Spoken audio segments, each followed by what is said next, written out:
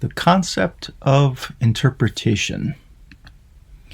Well, to begin, when we think about this concept of interpretation, we have to remember what the goal of interpreting is. It's to make sense of something, right? Something that maybe doesn't make sense in a preliminary stage of reading, of analyzing, of trying to understand. Now, when we talk about interpretation, we are really applying this within the context of anthropologists' attempt to make sense of culturally distinctive literary texts.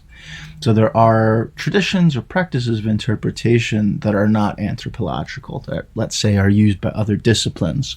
But the concept of interpretation that I'm talking about is the one that anthropologists use, right, within the context of making sense of culturally distinctive texts. And so right now we're actually doing this work of interpretation, even though we're not necessarily making sense of a culturally distinctive literary text, but we're, talking about the philosophy behind how we understand text, how we interpret text.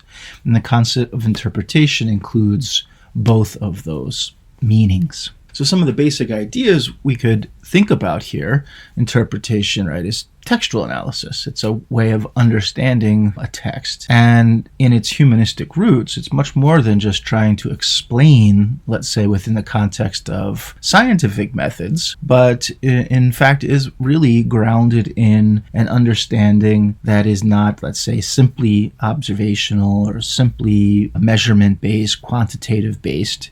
It's much more like an art of translation, learning the language, living with it, documenting its use, thickly describing and interpreting, right, the text within context. So it is a form of textual analysis, and it is geared towards understanding the text, but it is humanistic in this sense of humanistic in giving the concept of interpretation its meaning here in terms of the art of how one translates the text into a more vernacular, colloquial kind of language, how the text gets translated for a broader audience, for a broader public. The history behind interpretation, both textual analysis as kind of we're talking about, but also in terms of the philosophy of interpretation, has a very ancient history. So we are clearly standing on the backs of the greats, the ancients here, in thinking about these issues. To give you some sense of this, we can go back many millennia to people like Aristotle, who were very interested in the problem we're talking about right now. Aristotle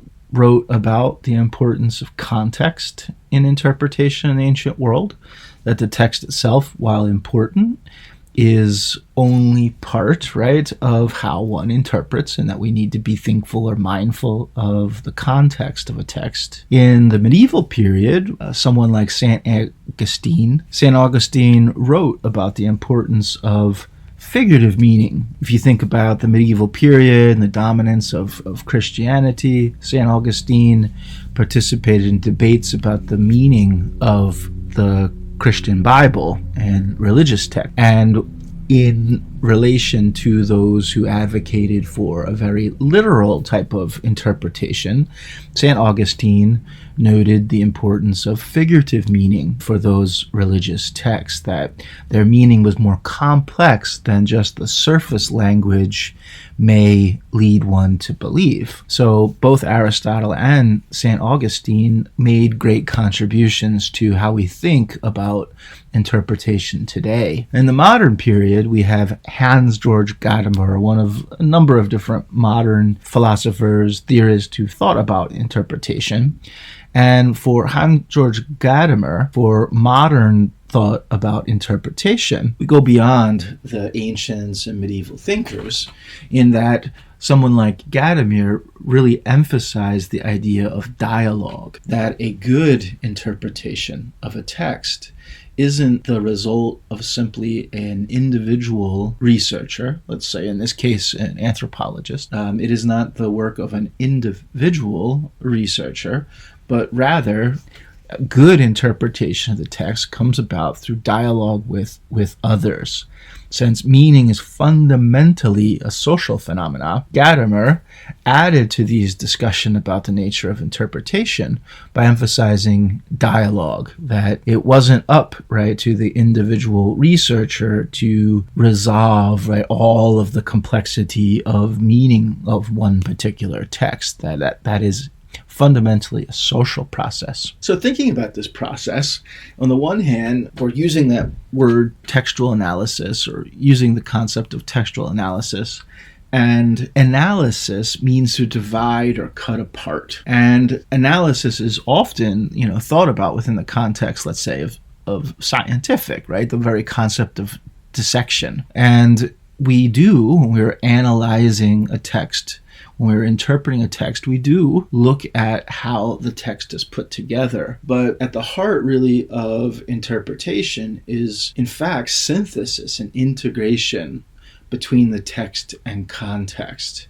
So it includes understanding the parts that make up of a text, but it very much depends on relating those parts to the broader textual whole, and then putting the text itself within the broader context, the broader whole of human life. That's the first part to think about in terms of the process of interpretation. Second might be thinking about what we call thick description, so that an interpretive reading of a text goes beyond the language of the text itself and is additive. It layers on additional meanings that capture the depth, the ambiguity, underlying meanings, connotations, and implicatures, if you will. All of that, it adds to the text to make that understandable, right, to a broader audience or broader public. That is how we get at understanding, right, the human condition through the particulars of narratives. Finally, this idea of the process of dialogue, that while we're going to do the process of analysis and integration, while we're going to add this kind of summative language that we just called thick description, we're also going to involve other people. And in a really basic sense, that's using secondary sources. So interpretation isn't something that simply is in one's head, but one is looking outside of oneself. We're looking at what other researchers have said, what other people from the community have said, what the author and readers have said, and so on. And this is closely connected to this idea that anthropologists have of being reflexive, or critically reflexive. That is, when we're doing interpretation, there are many pitfalls, there are many obstacles, there are many potential errors. And so we are reflexively thinking about what we are doing, and we are thinking about the assumptions that are embedded in our tasks to prevent error, to prevent distortion, and so on. So if we kind of boil this down to some basic principles, we add information when we interpret so that the complexity of the meaning is made more obvious. And we do that both in terms of what you might assume textual analysis as kind of an internal textual rendering, that we also engage with other people, secondary sources, and we are questioning ourselves, right? Our assumptions, our biases, and our distortions. And I think really, if you, again, are boiling these principles down, the real key that makes anthropological interpretation, I think, different than a lot of other fields is this real emphasis on what it means to participants themselves. I mean, that really is the goal.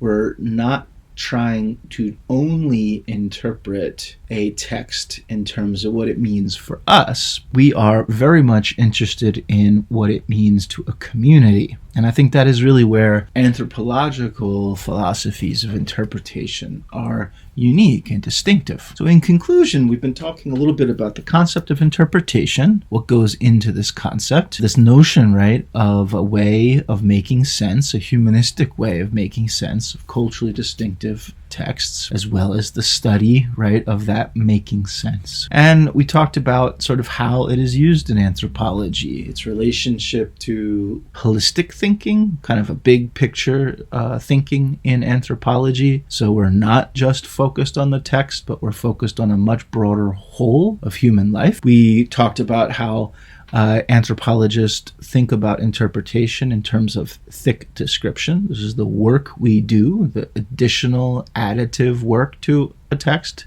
that makes it more accessible, more approachable, more understandable by people from without the culture, population, community. And then we talked about what is often referred to as social epistemology. Epistemology just being a fancy word, if you will, for the sources and conditions of knowledge, the study of the sources and conditions of knowledge. And so social epistemology is this idea that it's not just in our heads, good knowledge about a text, what it means for understanding the human experience and human condition, but that this is very much part of a dialogue and a social relationship of the anthropologist and the community itself.